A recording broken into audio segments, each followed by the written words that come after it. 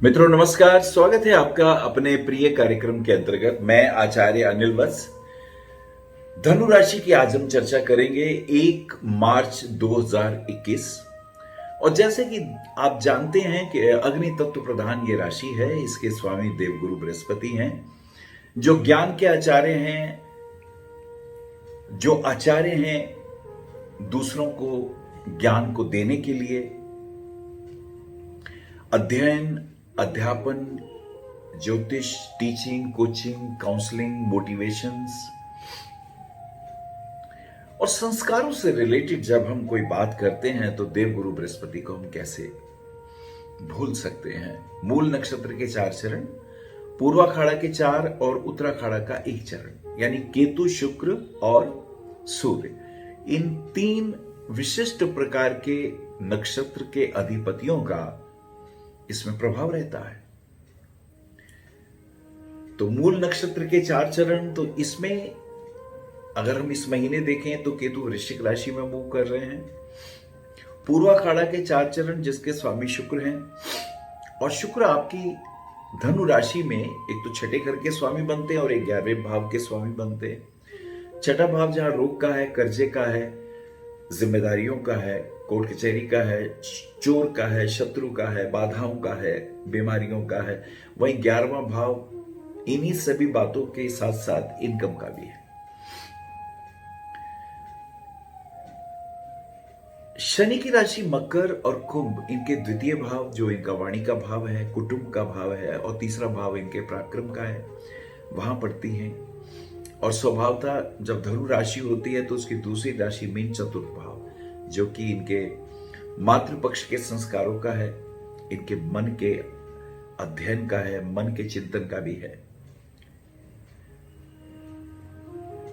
गुरु, शनि, शुक्र, बुध और विशेष रूप से सूर्य, यानी बुध आदित्य का योग, उधर गुरु शनि का योग, उधर शुक्र का योग, ये पंचम 5 ग्रहों का योग द्वितीय भाव में मकर राशि में पड़ रहा है, इनके वाणी के भाव में पड़ रहा है। तो क्या प्रभाव होने वाला है, ये महत्वपूर्ण रहेगा। घर से कहीं दूरी है, या वैराग्य घटित हो रहा है, या अपनी एजुकेशन या पढ़ाई के दृष्टिकोण से किसी छोटी यात्रा का संकेत है। आइए इन सभी बातों की हम जिक्र करते हैं। पहली, दूसरी, तीसरी तारीख की स्थिति 1 मार्च 2021 की हम बात कर रहे हैं। तो हमें लगता है कि अपने कार्य क्षेत्र में, अपने कर्म क्षेत्र में, चाहे वो क्षेत्र टीचिंग कोचिंग का हो, मीडिया का हो, या कोई काउंसलिंग का हो, या कहीं लेन देन की बात हो, तो इस दृष्टिकोण से ये पॉजिटिव है। इसमें कुछ लाभ की दिशा दिखाई देती है। अपने कार्य के प्रति बहुत जागरूक, और किस तरह हम मोटिवेट करेंगे, किस तरह हम अपनी बात को कम्युनिकेट करेंगे, इसका विशेष संबंध रहेगा। 2, 3, 4 2 तारीख की हम स्थिति देखें तो इनकम के पॉइंट ऑफ व्यू से कहीं से धन प्राप्ति के योग भी बनेंगे। कोई क्लाइंट मिल सकता है, और ये क्षेत्र जो हो सकता है वो पेंटिंग का, डिजाइनिंग का, फोटोग्राफी का, एस्ट्रोलॉजी का, वकालत का, क्रिएटिविटी से संबंधित, रत्नों का, ये क्षेत्र कोई भी हो सकता है। 3, 4, 5 4 तारीख की अगर हम बात करते हैं, थोड़ा सा स्वास्थ्य का ध्यान रखने की बात होगी, और इसके अंदर फास्ट ड्राइविंग से बचना है, क्रोध और गुस्से से भी बचना है।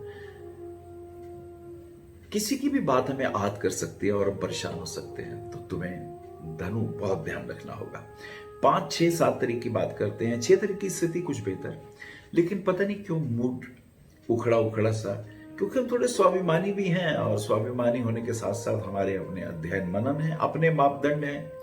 जब उसके अनुरूप परिवार के लोग नहीं उतरते, या मित्र या दोस्त नहीं होते, तो हमें खीज होती है, हमें चिड़चिड़ाहट होती है। तो यही चीजें कुछ दिखाई देती हैं 8, 9, 10 तारीख के अंदर। तो मित्रों से रहें सावधान, व्यर्थ की तर्क वितर्क और आर्गुमेंट से अपने को बचाएं, यह आपके लिए अच्छा होगा।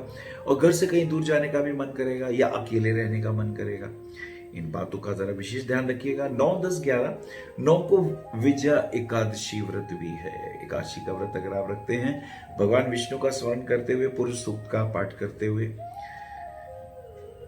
ओम नमो विष्णवे नमः, इस मंत्र का भी जाप कर सकते हैं। 10 तारीख को प्रदोष व्रत है। प्रदोष काल में भगवान शिव का ध्यान करने से उनका पाठ करने से बहुत से रोग, बहुत से कष्ट दूर होते हैं। 11, 12, 13, 11 तारीख की बात करें, महाशिवरात्रि व्रत भगवान शिव को प्रसन्न करने के लिए आज भगवान शिव का व्रत भी रख सकते हैं। त्र्यंबकम यजामहे सुगंधिम पुष्टिम वर्धनम उर्वारुकमिव बंधनात् मृत्योर्मुक्षीमामृतात्। भगवान शिव की आराधना का भी दिन है और मित्रों के साथ कोई सहयोग तो मिलने वाला नहीं है, पर दूसरों की बातें सुन के आहत मत हो धनु। रिमेंबर, तुम्हें तुमसे अच्छा कोई नहीं जानता, और जब कोई तुम्हें सलाह देने लगता है तो ऐसा ही है जैसे बिना तुम्हें जाने कोई तुम्हें सलाह देता है, तो ये वो अपने अनुभवों को आपके ऊपर थोपता है और उससे आपको और भी क्रोध आता है। मुझे लगता है अपना चिंतन, अपना मनन अध्ययन आप स्वयं करें, वो ज्यादा बेहतर है। 12, 13, 14, 13 तारीख की शनिवार की अमावस्या है। अमावस्या वाले दिन अगर नेगेटिविटी ज्यादा है तो एक कोकोनट नारियल जटा वाला अपने सिर से वार के पीपल के नीचे रखने से बहुत से तनाव, बहुत सी नेगेटिव ऊर्जाएं दूर हो जाती है। ये प्रयोग कर सकते हैं। माँ के साथ व्यर्थ आर्गुमेंट में ना पड़े। माँ तुम्हारी हितैषी है लेकिन तुम्हारी उनसे बनती नहीं है। दरअसल वैचारिक मतभेद हो जाते हैं, दिल से तुम भी चाहते हो, वो भी चाहते हैं, परंतु ये कटुता किस लिए? कितने दिन का कोई मेहमान है? जो भी समय है उसे पॉजिटिव करो, अपनी पेंटिंग में अच्छे रंग भरो ना। विचारों की भी तो पेंटिंग होती है ना धनु, तो क्यों नेगेटिव विचारों को अपने भीतर लाकर परेशान करना? इसका ध्यान रखो, ये ज्यादा अच्छा है। 14, 15, 16, 14 को सूर्य का मीन राशि में प्रवेश, चैत्र मास की संक्रांति। सूर्य जब मीन में आते हैं तो ये भाग्येश होकर मीन में आते हैं, तो माँ भी आपको आशीर्वाद देती हैं और ऐसी स्थिति में टीचिंग कोचिंग के काम में, एस्ट्रोलॉजी के काम में, कपड़े के उद्योग में विशेष लाभ होने की संभावनाएं बन जाती है। 15, 16, 17, 15 को श्री रामकृष्ण परमहंस जयंती आ जाती है और 15 तारीख की स्थिति कुछ बेहतर, दोस्तों के साथ, मित्रों के साथ, शिष्यों के साथ किसी अच्छे विषय पे चर्चा हो सकती है। एजुकेशन पॉइंट ऑफ व्यू से कोई निर्णय ले सकते हैं। खेल जगत में नाम हो सकता है। पुलिस में या मिलिट्री में है तो भी पॉजिटिव कोई कार्य हो सकते हैं। तो समय अनुकूल है। और इसी के साथ साथ फिर हम थोड़ा सा आगे चलते हैं और इसमें हम देखते हैं कि 21, 22, 23, 21 को होलाष्टक प्रारंभ। ये 8 दिन होलोत्सव के होते हैं। इसमें शुभ कार्य इत्यादि नहीं किए जाते। 23, 24, 25, 23 तारीख की स्थिति देखते हैं। सेहत का ध्यान रखिएगा, ब्लड इन्फेक्शन ना हो। माँ के स्वास्थ्य का भी ध्यान रखिएगा और थोड़े इमोशनल होके व्यर्थ घर में गृहस्थी में तनाव मत आने दीजिएगा। और मुझे लगता है थोड़ा चुप रहना ज्यादा बेहतर है। आर्गुमेंट करने से कोई फायदा नहीं होता, ये बहुत इंपॉर्टेंट है। जल संबंधी उद्योगों में कुछ हानि की संभावनाएं दिखाई देती हैं। 24, 25, 26, 25 को एकादशी व्रत भगवान विष्णु को प्रणाम करते हुए, और ये स्थिति घर के मामले में, पति पत्नी के संबंधों में तनाव, थोड़ी थोड़ी बातों पे कष्ट, कोई बीमार भी हो सकता है, हॉस्पिटल जाने के भी योग बन सकते हैं। तो अपनी सेहत का विशेष रूप से ध्यान रखिएगा। 26, 27, 28, 26 को प्रदोष व्रत भगवान शिव का ध्यान करिएगा। और 27 तारीख की जो स्थिति बनेगी उस स्थिति के अंदर भी हेल्थ इश्यूज आ रहे हैं, स्किन इन्फेक्शन भी आ रहे हैं, उसका हमें ध्यान रखना है। 28, 29, 28 को फाल्गुन मास की पूर्णिमा, होलिका दहन। होलिका दहन में होलिका के 3 परिक्रमा करिएगा और उसके अंदर प्रार्थना करें। कुछ ना कुछ मूंगफली, गचक, गुड़, रेवड़ी इत्यादि उसमें डाल सकते हैं और प्रार्थना करें आपके घर का वास्तु दोष दूर हो और परिवार में अगर कहीं कोई किसी के संबंधों में तकरार हो तो वो दूर हो। ओम होलिका देवी नमः। ऐसा करने से लाभ होता है। 29, 30, 31, 29 को होली का रंग भी है। रंग में हम कलुषता मिटा के, आपस में वैर मिटा के एक दूसरे के साथ मिलते हैं, हृदय से हृदय लगाते हैं। ये पवित्र त्योहार है, इसमें सब वर्ण एक जैसे हो जाते हैं। वो कहते हैं ना कि कोई बड़ा नहीं, कोई छोटा नहीं, आदमी अपने कर्मों से ही बड़ा होता है। हमें शुभ कर्म करते रहने चाहिए और ये स्थिति जो बनेगी, इस स्थिति के अंदर भाग्य भी साथ देता है। 30, 31 को गणेश चतुर्थी है और ऑफिस के कार्यों में कुछ नए चैलेंजेस आएंगे और प्रॉपर्टी के क्षेत्र में वाहन इत्यादि खरीदने के दृष्टिकोण से, मकान इत्यादि लेने के दृष्टिकोण से पेपर वगैरह चेक करके ही आगे बढ़िएगा।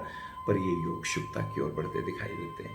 ओपल रत्न पहनते हैं तो भाग्य की वृद्धि होती है। नीलम रत्न पहनते हैं तो आयुष, धन, मान, समृद्धि, प्रमोशन ये सब प्राप्त होंगे। पन्ना रत्न पहनने से बच्चों के पॉइंट ऑफ व्यू से, दोस्तों के पॉइंट ऑफ व्यू से बहुत शुभ प्रभाव दिखाई देते हैं।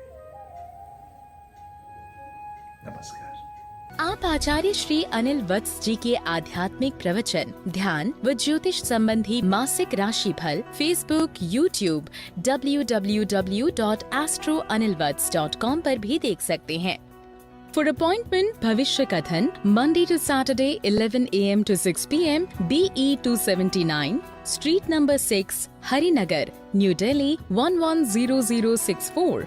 Phone number 98917 39999, 98181 89993, 981 088 7002, 886 000 6030. Website www.bhavishyakathan.com. Acharya Anil Vats @gmail.com.